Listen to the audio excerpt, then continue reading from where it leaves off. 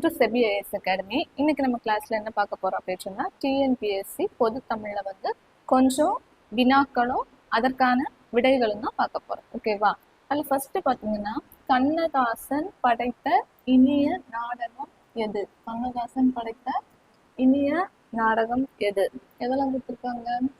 மாங்கனி, ஆயிரம் தீவு, அங்கையர் கண்ணி, ராசகண்டனை, அப்புறம் வந்து விடை தெரியவில்லை. இதுல வந்து மாங்கனி அப்படின்றது அவர் படைத்த ஒரு குறுங்காவியம்.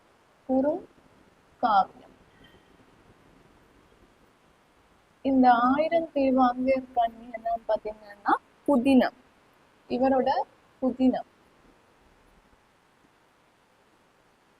இந்த ராசகண்டனை தான் இவர் எழுதின நாடக நூல்.